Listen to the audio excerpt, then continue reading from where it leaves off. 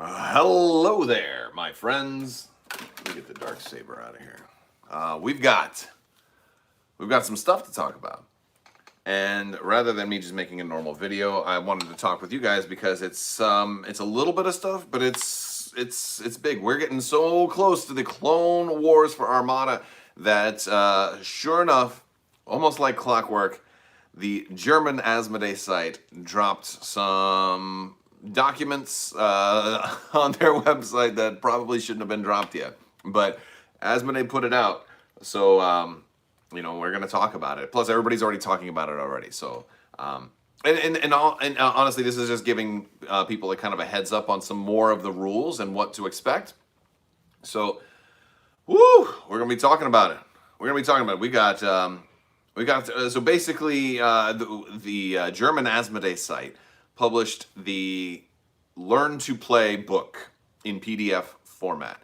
Now, I have put this in the video description, so you should be able to click down there. There's a link to the German Asmodee site's Separatist Learn to Play guide. More stuff will probably come out soon. I know that like Armada Clone Wars is like in the beginning of shipment phase for pre-orders and things like that. So we're getting really close. We got less than 2 weeks. This is exciting, guys. Are you all excited? I'm kind of excited. I'm kind of a little excited. More than a little excited. Although it means I'm gonna have to go back to my shelves behind me here and make some room for new fleets. But anyway, so the Learn to Play guide. We're gonna talk about this because there's new rules that were leaked from this site, new Clone Wars Armada stuff, and out of the new Clone Wars Armada stuff, we have to understand that since this was a Learn to Play guide, that it's not identical to the rules reference guide, right? Like sometimes the Learn to Play guide kind of sugarcoats some things, but it's going to give us a good idea of what to expect in the Armada Clone Wars proper guide. These are pretty big leaks. So and some of them I'm not sure. Like, so the first thing is the evade token. I hope you guys are doing well today. I know it's a strange time for me to go live. I don't always go live this early in the day, but this was kind of interesting. So the evade token is the first thing I want to talk about because we got a little bit of new stuff about the evade token, and it has a couple of different new rules, although it doesn't mention anything about the evade token working at extreme range. Which is, and so those of you guys, and I'm going to get to the rules in a second, but I want to give a couple more people a chance to get in. So I want to talk about what it doesn't tell us. It doesn't say anything about extreme range on the evade token, and because that Armada Wave 8 had the ignition attack, and so we learned a little bit about that, and so I'm wondering to myself, I'm like, all right, so what is extreme range? Because at basically the evade token for extreme range, they said it can cancel one additional die. So that's nice. So like if you're evading at extreme range, you get that whole extra die. Now here's what we learned about the evade token from the rules reference, or I'm sorry, from the How to Play German scenario that was kind of leaked today. Leaked is a subjective term. Asmodee German website put this out. So the evade token now just got an email, Bob says, just got an email that your pre-order is being processed and will ship soon. Yes, we're in that phase, man. We're in the home stretch. Pre-orders will probably start shipping Monday, and maybe some on Friday. It all depends on, I don't know how much they'll be working on Friday. They might be kind of busy on Friday. They'll probably have Black Friday sales. I would imagine pre-orders for this will probably ship Monday. We'll see. Had some peppercorn bacon. Had a little piece of peppercorn on my tongue. All right, so so the evade token now will allow for at long range does the same thing, cancels a die. But at medium range does the same thing, re-rolls a die. At close range, it has an effect now in that you can still force a re-roll of a die now at close range, which is very interesting. That tells me a couple of different things. First off, that makes evades more worthwhile. There's never like a time where evade is trash. So that's good. The other thing that's particularly interesting about this is that evades on squadrons that we're seeing now will also have even more value. It's not only against that long-range flak attack, it's now basically a reroll. It just happens to get a bonus if it's at long range. Doesn't say anything about extreme range. Yeah, it does. It makes more sense. It made some sense before because I think you were going to see more long range squadron attacks with the red dice that the separatists are getting on their flak. So yeah, so evades are going to be a little bit more important now. So that's cool. But there's another effect as well, and that it says, and this is all translated. I want to thank Lord Cola in my Discord for sending me like kind of like a translation for this too that I'm kind of paraphrasing. So all this is not necessarily 100% exactly the same as it's going to come out when it comes out in English. Presumably, this is just a kind of a rough translation, and that should give you the general idea. And plus, since this is coming from a learn to play, it's more of a simplified version of this. So the exact timing and exact interactions are still kind of subject to change. So we kind of have to wait until we get the rules reference for that. But basically, you can also discard an evade to have it affect an additional die. Now, I'm curious about specifics for that, and this is something we need the rules reference for, because that makes evades actually especially strong. And that means the admonition title is now like significantly weaker, right? Like the admonition, like that was the admonition's like whole shtick, and now it's gone. I mean, so I mean, I guess you could still discard one of your redirects on admonition, and then like spend an evade and discard it, to basically cancel 3 dice.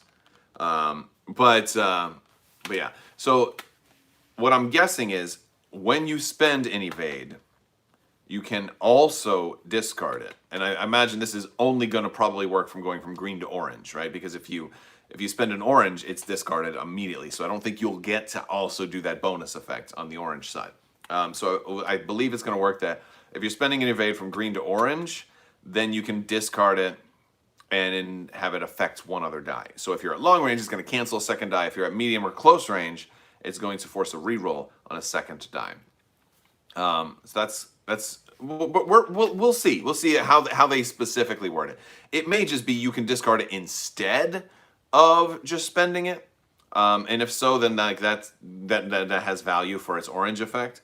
I'm not sure if again, we'll see when the rules reference comes out, but that's a rough idea of how it's going to work. And we'll get more clarification on the exact interactions of all of those things, because I think you have to spend it, because if it's just a straight discard this thing, then accuracy can't even stop it. So I feel like it still needs to be, like, you can't make evade just immune to accuracies now, right? So, like that.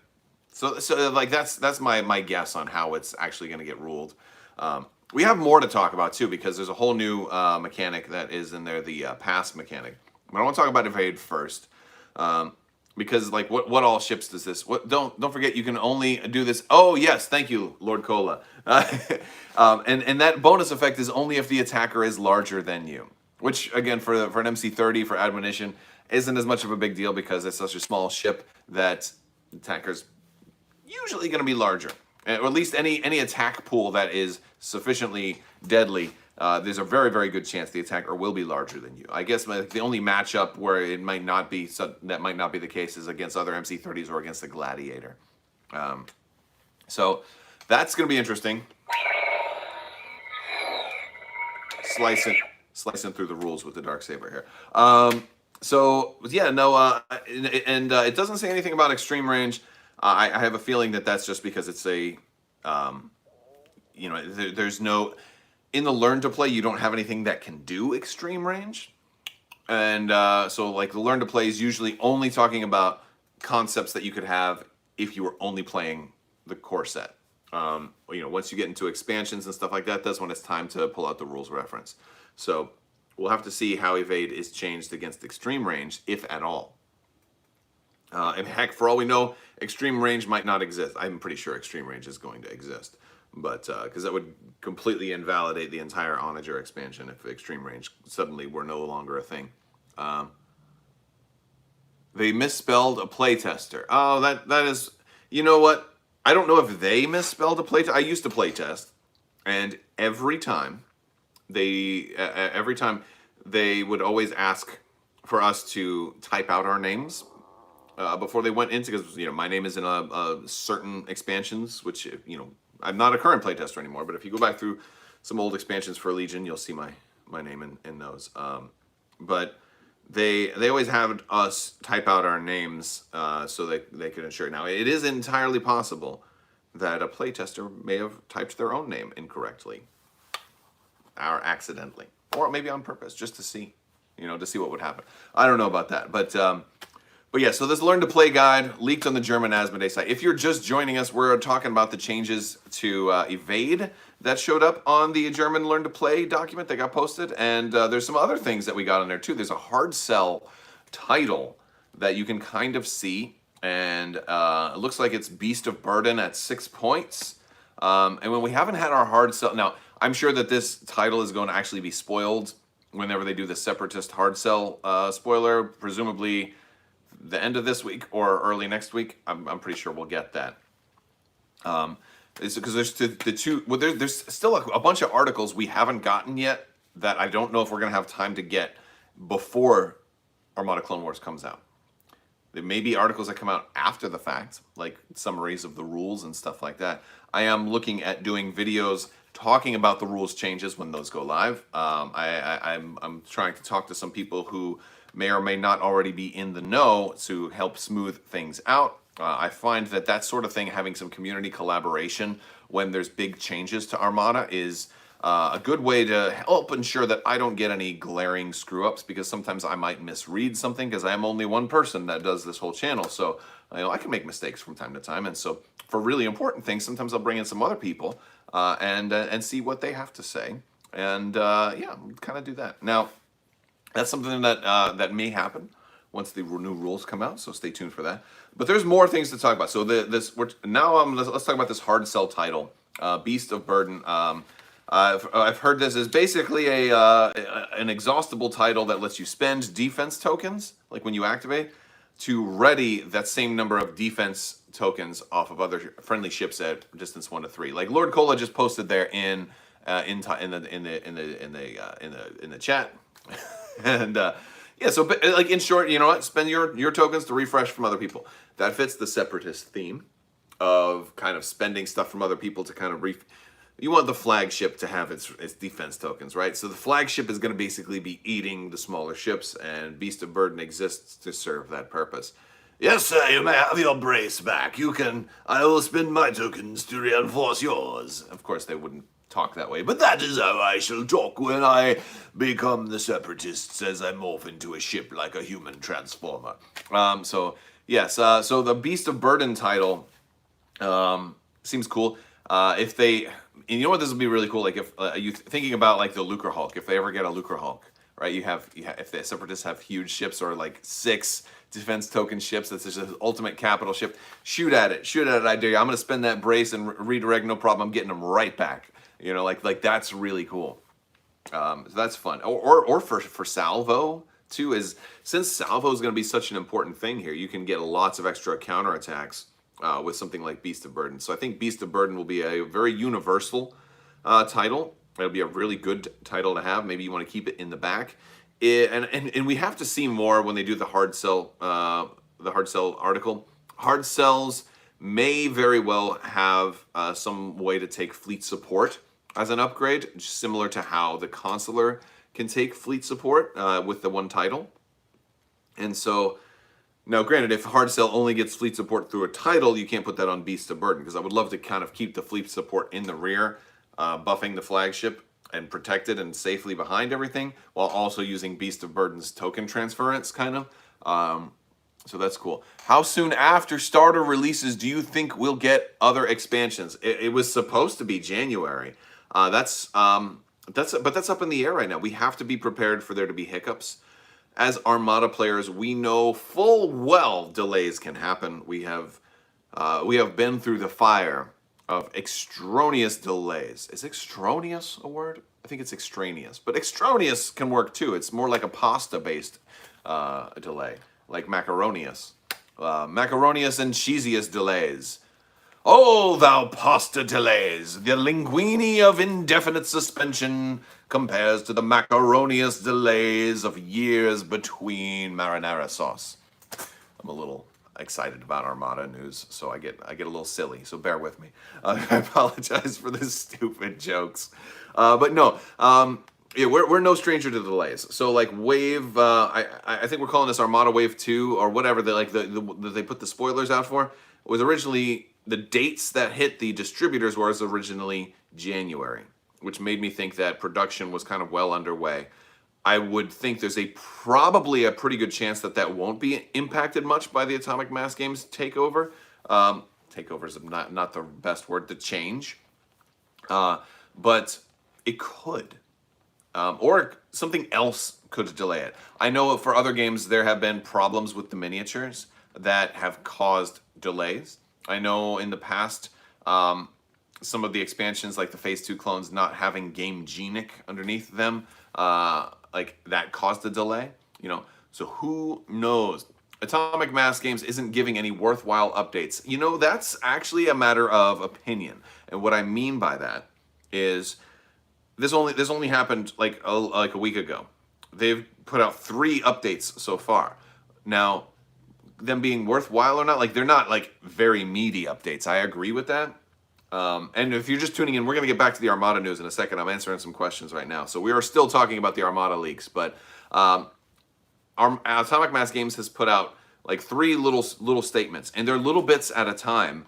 And to me, the depth there is the fact that they care enough to say something.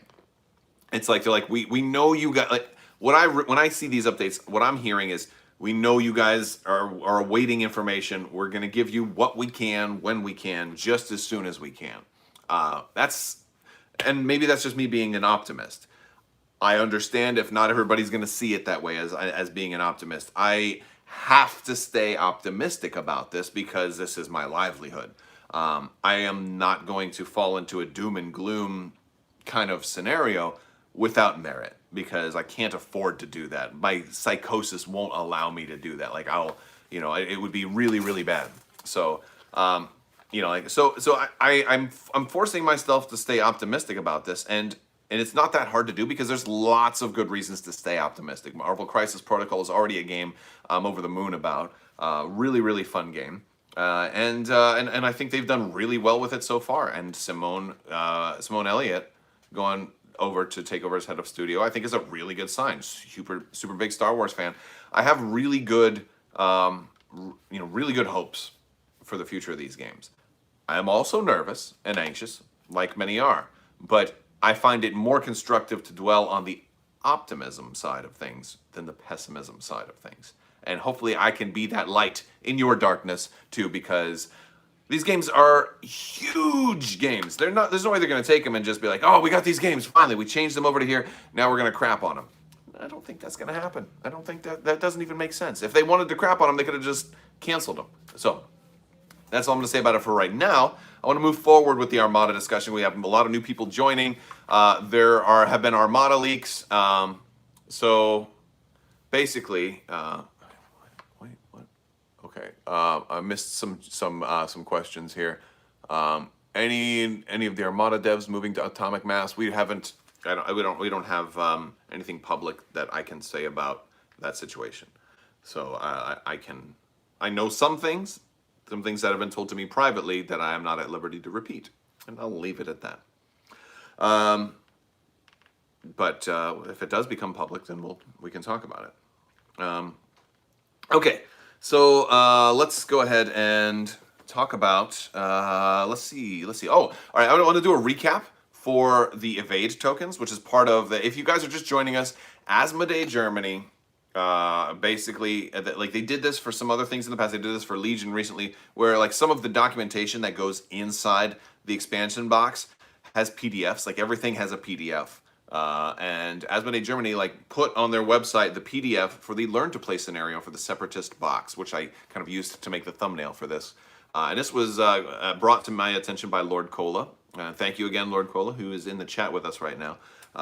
I always appreciate those German translations, because trying to use Google Translate is not the best thing for doing that. It's much better to have a native speaker, somebody who knows what they're talking about, be able to to clarify things. So we learned that the evade is getting some changes. Evade will also work at close range to do the same effect as medium range, where it forces a reroll. We learned that evade also was gaining an additional bonus that if the attacker is larger than you can spend that evade, or rather you can discard that token to have it affect an additional die, which is nice. Which is potentially really nice. I'm curious as to how the rules reference guide will handle evade. If you've got one that's already orange and was going to be discarded anyway, does that mean it automatically basically can affect 2 dice, or does that mean that you have to be able to spend it and then pause and then also discard it? I'm curious about how that's actually going to be worded in the rules reference guide. So close range, yes, close range. What? That's exactly right. The evade will now also have a use at close range to force a reroll, just like it does at medium range. Now, this has a lot of implications. This means that squadrons with evade will now be will be more useful. Squadrons with evade, we're seeing a lot of those. I wonder if this means we'll eventually see Rebel or Empire squadrons with evade, presuming that maybe we someday get additional squadron packs. I'm not in a hurry for extra squadron packs for the Rebels and the Empire, though. I am not. I mean, where we are in the game right now, if we're going to get any more squadron packs, we need more Separatist and Republic squadron packs. I mean, not right away, but we will need that probably by Wave 2 or Wave 3 of the Clone Wars or something like that. But then we'll also probably need some type of like Scum and Villainy type of squadron packs. I would not mind, here's a cool thing, I would not mind seeing a Scum and Villainy type of squadron pack that has 1 2-part set for each of the 4 factions. So now you get a pack that's got like 1 more Rebel, 1 more Imperial, 1 Separatist, and 1 Republic. I think that would be pretty cool. I wouldn't mind seeing them kind of change up that kind of formula a little bit. It'd be a way to kind of have 1 expansion give content for all of the factions, and marketing-wise, it might be a way to tempt people into kind of trying out a new faction.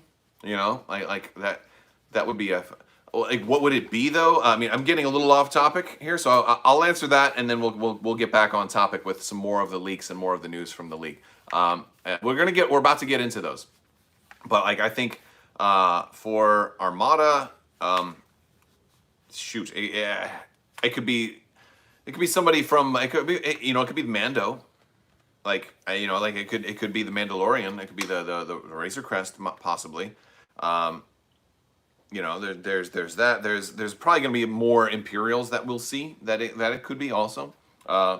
For Separatists, you have 2 options. You could do the Scimitar, aka Darth Maul. Or you could do, I think Jango Fett's Slave 1 is probably the best option, though.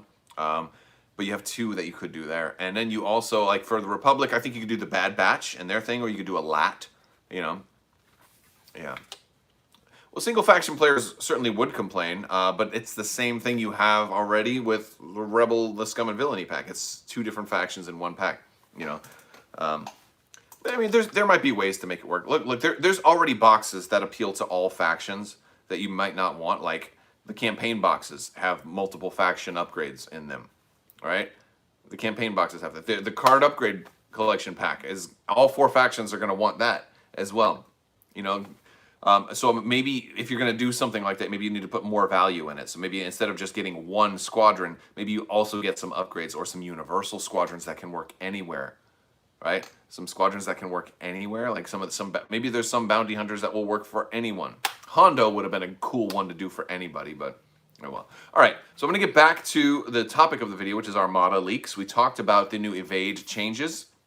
And then also we talked about the hard sell title there, Beast of Burden, which is a 6-point title.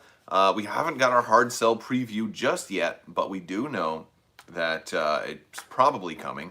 The hard cells will have titles, just like every ships have titles. And this one, Beast of Burden, basically is a title that you can exhaust and spend defense tokens to be able to ready friendly defense tokens equal to the number that you spent at distance 1 to 3.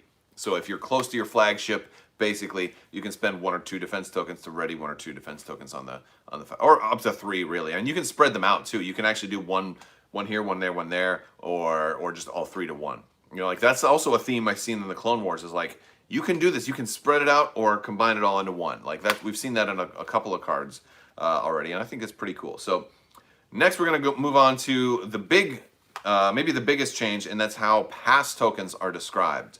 Because there's quite a few things about pass tokens, and I have some questions on how accurate this is, if this is a simplified rule set, primarily for the Learn to Play, and if it's going to become more competitive in the rules reference guide, because I had an interview with Michael Gurnis from Armada, and from Fantasy Flight, and we talked about pass tokens, and my takeaway from that interview was that ship sizes had a impact on how many pass tokens you would get. However, that is not reflected here in what we have learned. That ship size doesn't seem to have anything to do with it directly. So we'll have to see if that's more of an advanced thing in the rules reference, or if ship sizes are tied to it through some other means, like maybe there's upgrades that give you more pass tokens if you're a large ship or something like that. Either way, what's going to happen is before you deploy, all right, so here we go. Before you deploy, what you're going to do is you're going to compare the number of ships. And if you guys both have the same, then you're golden.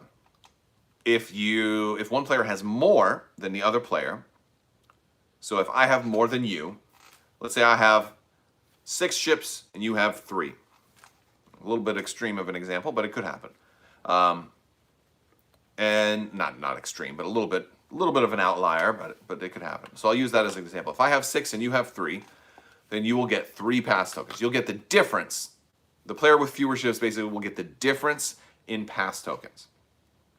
What does my shirt mean? It's McClunky. This is I thought it was going to be a bigger joke than it was, but when the New Hope came to Disney Plus, when Greedo dies, he says McClunky.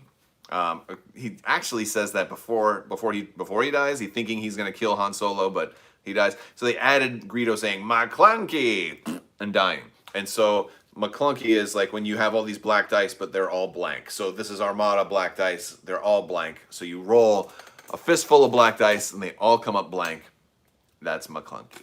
Right? It's an Armada shirt. But it's a little bit of an insult. Like not everybody. McClunky ended up not being that thing. But this is one of the shirts I have available on my site. If you see like some of the pictures down below, we've got masks, gator necks, shirts. A lot of Armada-based shirts. We got like the Asteroids Do Not Concern Me shirt, the Broadsides shirt. We've got some Armada shirts, a lot of Star Wars stuff. It's all available. If actually this is a good time to buy stuff, there's a code right now for free shipping if you spend $50 or more. I posted that on my YouTube channel, or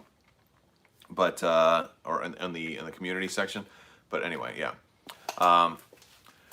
So anyway, you don't have to do Pythagorean theorem. It's just the difference, right? If I've got 5 and you got 4, you get 1 pass token. It's just simple subtraction. If we have the same number, there's no pass tokens. Now, after you do that, if you're the first player, you get 1 less token than you would have had. So if you're first player and you got the 3 because I had 6 and you had 3, well, now instead of 3, you're gonna have 2. But if you had more and you're first player, it doesn't really impact you. So first player gets -1 to the pass tokens that they would have had anyway. So that's how we start off with how many pass tokens you get. Now to pass, it's basically the same thing as like strategic advisor or whatever. You're gonna pass and say, all right, no, you activate again. Now here's what we know is in order to pass, you must have a number of things. First off, you must have ships left over, which they point that out. That doesn't even make sense. Like you must still have a ship to activate. I'm like, well, yeah. It's the same as passing anyway. Even if you don't have any ships, it's the same net effect. But okay, technically, maybe for some kind of future-proofing rules interaction, you can't pass if you have no ships. Okay. Well, thank you for if you love the shirt. But yeah, we got a lot more, so check them out. It's a great way to help support the channel, and they'll show up in time for Christmas and all that other stuff. So they make for great stocking stuffers and stuff, masks and gator necks and funny stuff and game related stuff. And the bag of the Bad Dice Prison is my personal favorite. It's a zipped up bag. When your dice do roll bad, you put them on carbonite. It's got dice and carbonite. That's one of the newer designs. And we also got faction specific stuff too, and phone covers even. We got all kinds of stuff like that. All right. I'm trying not to do too much self-promotion, but somebody asked me about it, so I'm trying to keep on topic here because you guys are here for information. So, but yeah, so you must have activated a ship in order to pass. So you can't pass as your first thing. That's a big difference. So you must go first. You're not going to be able to stall too much. Another thing is you can't pass twice in a row during the same ship phase, right? So you can't. So if let's say I've got 2 pass tokens and 3 ships to go, and you've got like 5 or something like that, 5 or 6. I have to activate a ship, then I can pass, and then I'd have to activate another ship before I can pass again. So I can't just pass and then you go back to me and I pass again. So it's more of a balanced approach, and that's honestly that seems like a pretty good way to do things, just to kind of keep things a little closer. This actually reminds me heavily of the way they did it in Imperial Assault, which is pretty interesting. So that's how passing is going to work there. Also, you must have fewer unactivated ships than your opponent. So if and here's where that becomes a thing. Like, let's say I have a couple of pass tokens, but it's later in the game. Wish they had kept strategic advisor around. Yeah, the problem is that doesn't. But that can throw balance even farther away. Like, because let's say you do have one large ship and a whole bunch of small ships, and you still somehow manage to, like, and you were slight on upgrades, you still manage to have more ships than your opponent. Well, now you can pass while you're already ahead, just adding further insult to injury. And I think that was seen by many to create a negative play experience. So, I don't feel like that's too much of a thing. But you must have fewer unactivated ships than your opponent. And so, if you're getting into this point where you have, you want to go first, like maybe it's turn 3 and it's a heavy shooting turn. Like, I have 2 big gunships. I need to do this one before it dies, and then when it's my turn again, now I do this ship. Now I've only got 1 more ship, but my opponent's still got like 1 more also. Now I can't pass and stall because we have the same number of unactivated ships at this point. So stalling is only meant to kind of even things out up to a point, and then you're not really going to be able to do it as much anymore. And that's kind of my takeaways for how pass is going to work now. Now, the interesting thing here is it doesn't seem to mention ship size. Now, ship size more or less goes along with this, because if I've got like 2 large ships, if I got 2 ISDs, for example, I probably have a small ship count, right? I probably have like 3 ships or 2 ships, right? So I'm probably going to end up with some pass tokens. If I'm running lots of small ships, I'm probably not going to have any pass tokens.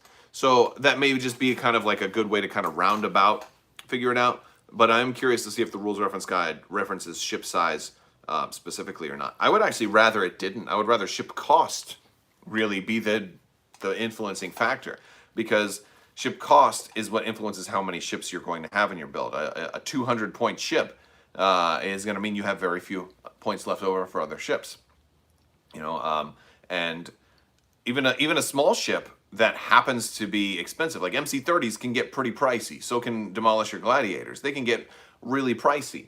And you may have very few ships. Even if you were just running MC30s, for example, you can fill up your list with points very, very quick if you're running multiple MC30s.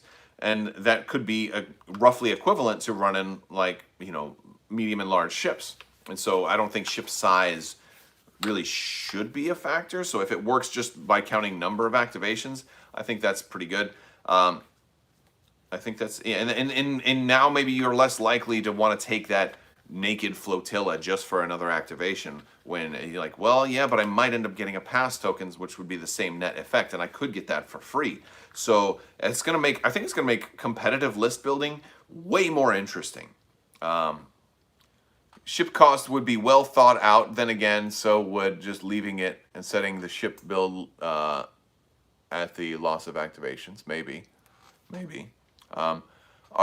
As of now, are you interested more in Republic or Separatists? I'm gonna give a cop out and give you kind of a both, but I'll say why. I'm gonna say I'm more interested in Republic squadrons because I like B-wings, and the ARC 170 kind of reminds me of B-wings and that really strong anti-ship presence. So I like the ARC 170s a lot.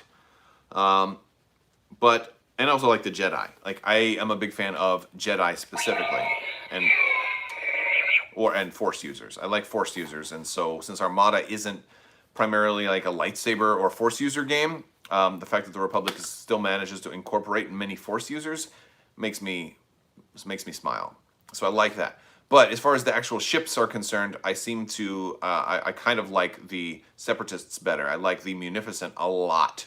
It fits my playstyle a lot in wanting to keep the ships at long range, if possible, and have lots of red dice and really pray for the double red, the double hit. And also the fact that we have red anti-squadron armament, anti-squadron batteries for those Munificent makes me really like them. We still haven't got the full hard sell preview yet, so we'll have to kind of see, because I also like the Acclimator as well. And I'm actually, so we just got the preview yesterday for the Consular, and I like that. I like how both versions of that ship are very different. More different so than many other ships that have only slight differences between, like, oh, this one's slightly better as a flagship, and this one's slightly better as a carrier. Like the two the two Consulars are vastly different. And I can't wait to see more about the hard cells, with the upgrades they can take, and the anti-squadron batteries on those, and their full movement charts, and like we've seen little bits and pieces, but I'd like to just put the whole picture together, get maybe a couple of titles for them as well. So Eric is asking, when we can safely get back together for in-person tournaments, are we required to stay just like the simulations, referring to our practice at home? That's funny. Maybe. I imagine that joke might get old after the first month or so, but I think you're totally given a pass for the first month of play to be able to say, to make all the corny jokes you want about stuff like that. Or the Vassal TTS simulations. Man, I wish I could stomach it to play virtually on Vassal or TTS. I can't bring myself to do it. As much as I love Armada, I feel like playing it like on a computer is just blasphemy, and I won't allow myself to do it. That's why I came up with the AI system. You guys that are watching, how many of you know I have an Armada AI system for free on Crabbok.com? It's up there. It's for free. It's available. All you gotta do is go there and download it. You can print it out, cut it up, or you can roll a die to determine which card gets shown. So it's very simple. Yeah, so that's basically it for today's stream. I just wanted to bring you guys some of the news. We got the evade changes. Evade is also going to work at close range, and if the attacker's larger than you, you can discard the evade to cancel an additional die. And we got the pass mechanics. You're going to compare ship count and give the difference in ship count and pass tokens to the other player, with the player with a lower number. If they end up being first player, they'll reduce one from that. And you can pass. You can't pass twice in a row. You have to have activated a ship first. With a hard sell title, Beast of Burden, exhausts, and readies some other defense tokens, and that's pretty much all we get from it. I think there is a chance we'll probably see more things. Might have missed it. Are pass tokens discarded after use? I don't think it says that they are. What we do know is Michael Gurnis had said that they would be exhaustible, so like that they're going to recover, like you can get them back each turn. I think that's the way pass tokens are going to work. That's going off of the developers' actual stuff. Anders asks, Crabbok, are you still going to LVO 2020? No, I am not. I think that going to a convention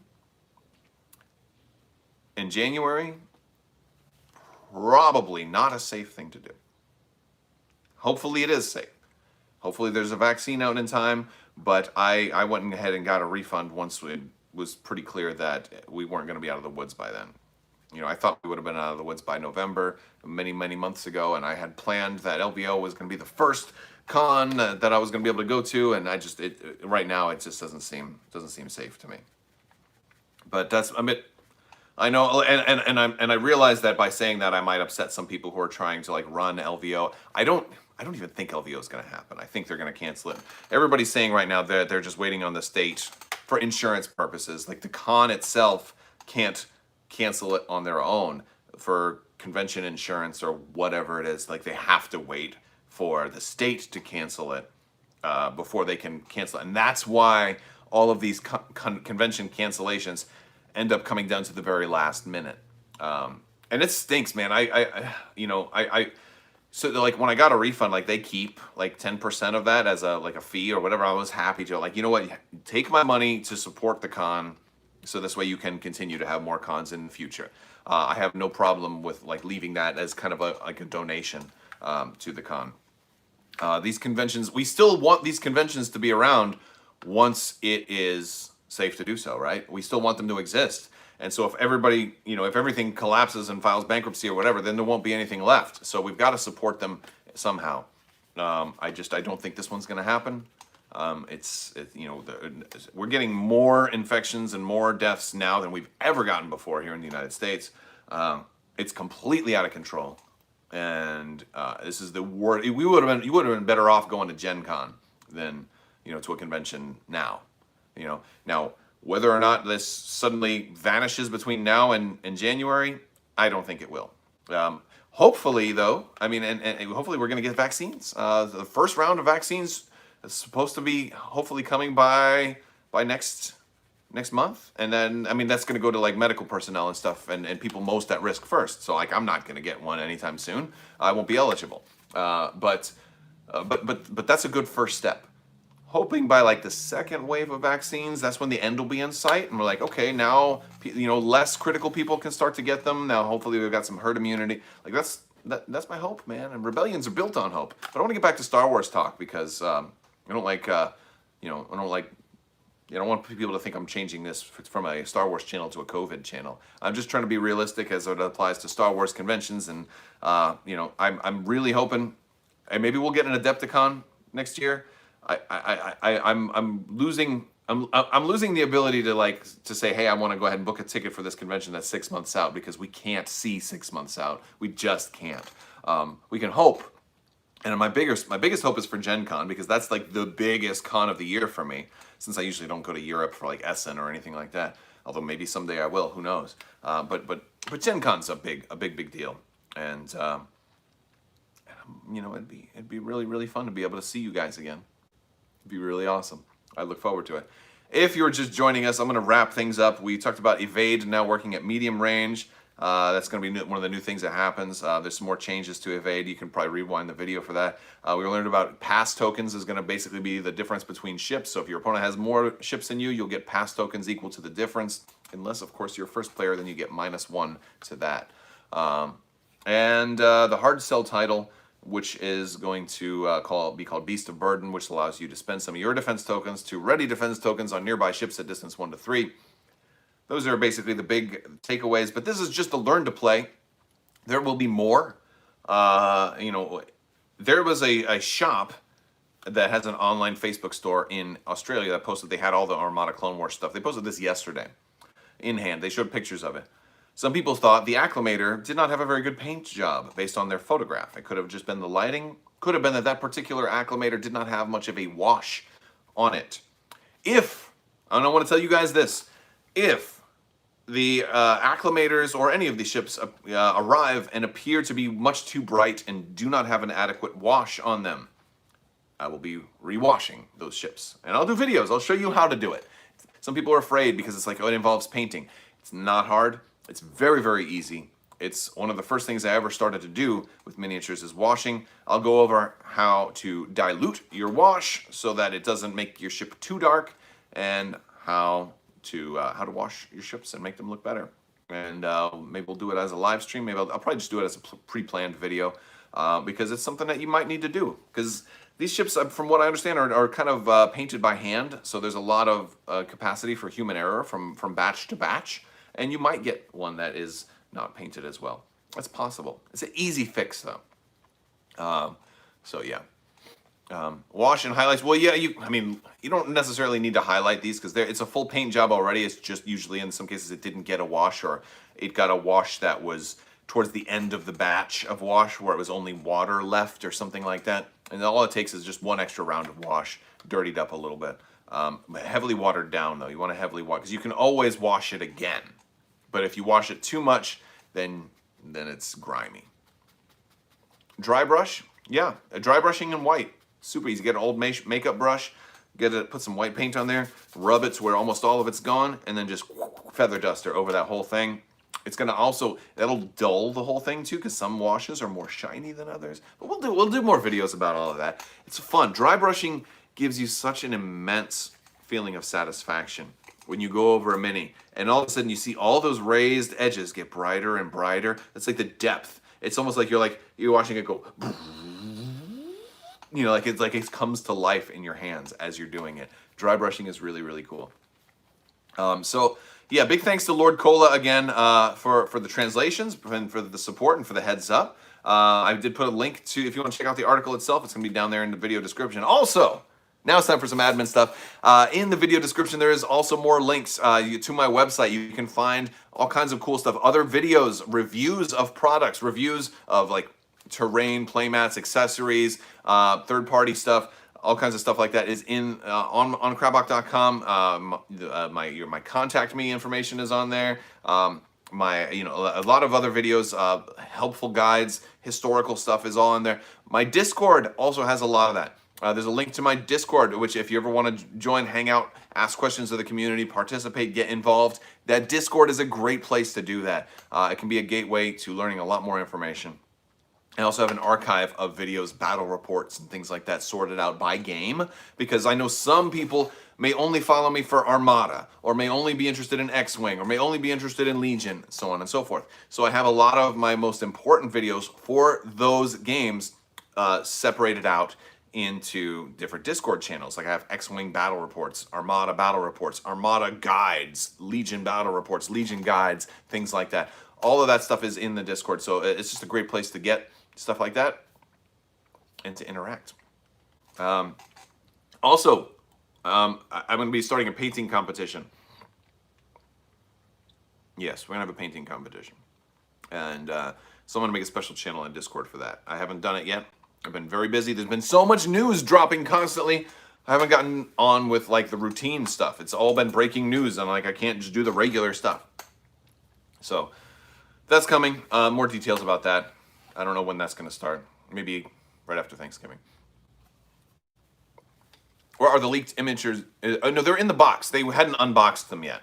It was in the Armada Facebook group. I hope you guys are in the Armada Facebook group.